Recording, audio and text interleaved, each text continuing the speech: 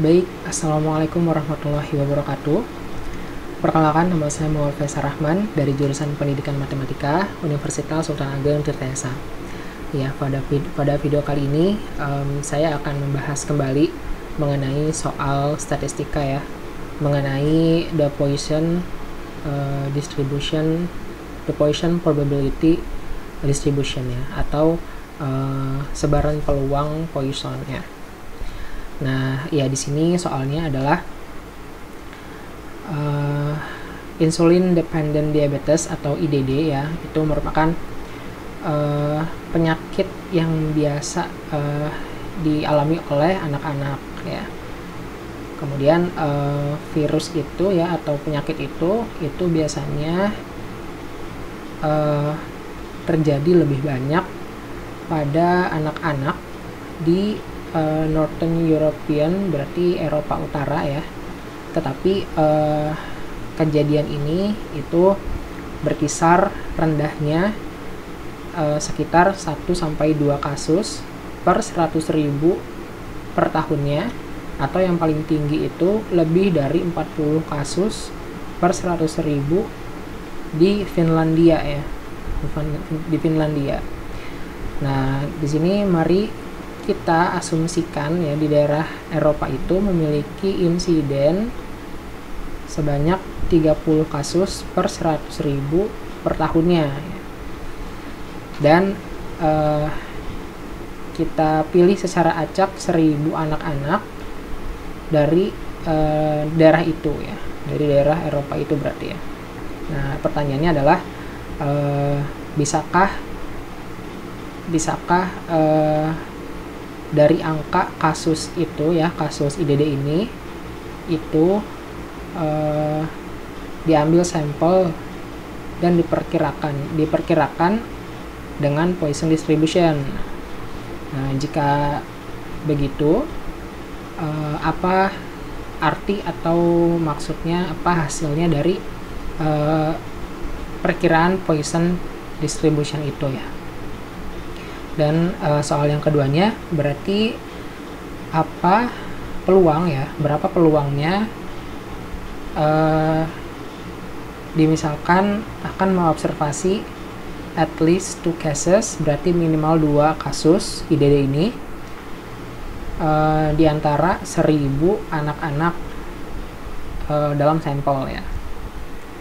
Nah, berarti yang pertama saya akan membahas yang bagian A terlebih dahulu.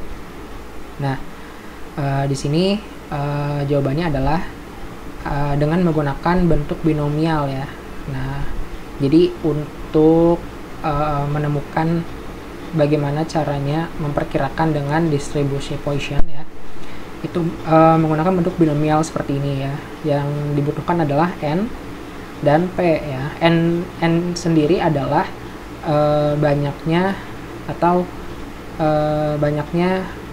random yang dipilih tadi ya, yang secara random tadi dipilih, yaitu anak-anaknya di daerah itu, dan dan P itu merupakan kasusnya gitu ya. Kasusnya itu kan ada 30 kasus per 100.000 per tahunnya gitu. Nah, maka untuk memperkirakannya gitu ya, itu tinggal dikali aja, atau bisa dinotasikan sebagai lambda di sini ya. Ini sebagai lambda. Nah, di sini lambda itu tinggal dikali antara N dan P-nya gitu. Jadi untuk mengkalinya berarti 1.000 dikali 30 per 100.000. Hasilnya adalah 0,3. Nah, ini adalah perkiraan Poissonnya gitu ya, Poisson approximation-nya sebesar 0,3. Nah, itu untuk yang A ya. Itu untuk yang A. Selanjutnya untuk yang B. Yang B itu adalah berapa peluangnya gitu ya untuk bisa mengobservasi minimal 2 kasus dari kasus IDD ini, dan di antara 1.000 anak ya di dalam sampelnya itu. Oke, di sini untuk Y itu saya definisikan sebagai kasus IDD-nya itu ya. Kasus IDD-nya saya definisikan sebagai Y.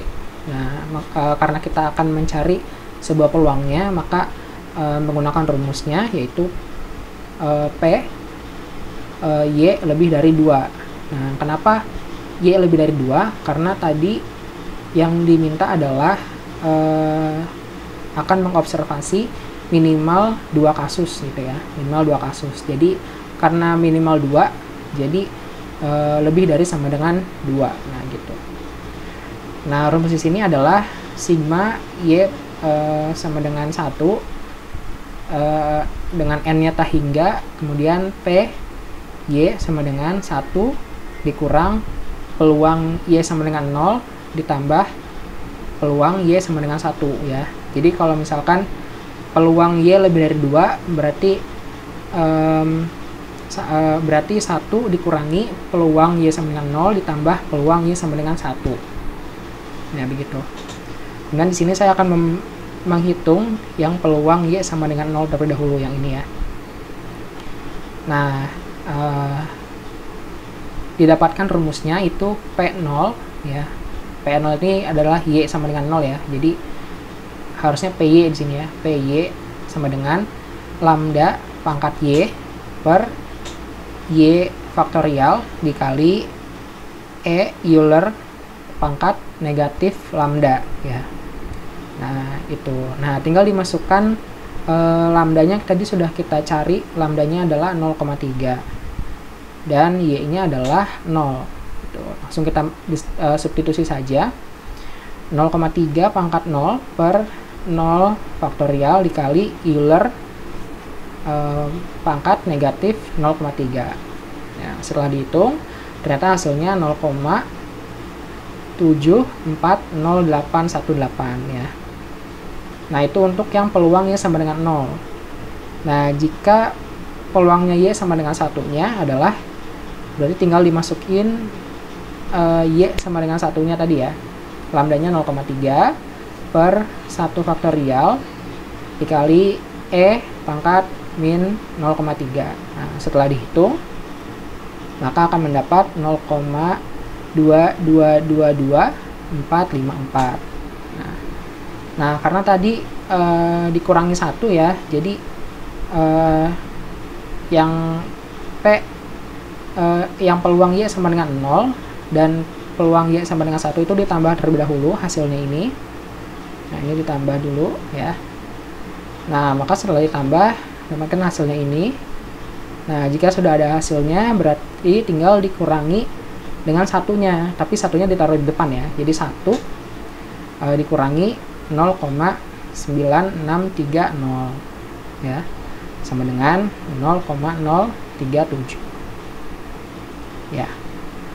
Mungkin itu saja, hanya satu soal yang dapat saya bahas. Saya mohon maaf apabila ada kesalahan ya, kurang lebihnya saya mohon maaf. Wassalamualaikum warahmatullahi wabarakatuh.